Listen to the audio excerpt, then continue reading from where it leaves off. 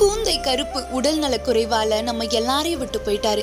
காளைக்கு வயசாயிருச்சு, இனி இவரை வச்சு எதுவும் பண்ண முடியாது, பேசாம கறிக்குனாச்சும் கொடுத்துடலான்னு வீட்டுல எவ்வளவோ முயற்சி பண்ணியும் இந்த காளைய வளர்த்த பாப்பா கறிக்கு கொடுக்க விடாம காப்பாத்தி வளர்த்த காளை.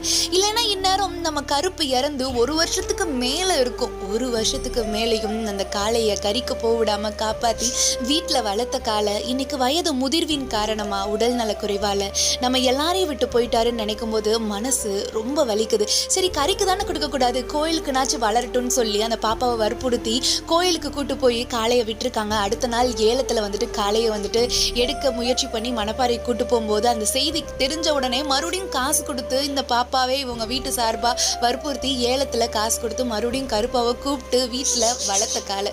எவ்வளோ பாசம்னு சொல்லி பாருங்களேன். ஸோ அந்த அளவுக்கு பாசமா வளர்ந்த கூந்தை கருப்பு இன்னைக்கு நம்ம கூட இல்லைன்னு நினைக்கும் போது ரொம்ப கஷ்டமா இருக்கு. ஒவ்வொருத்தரும்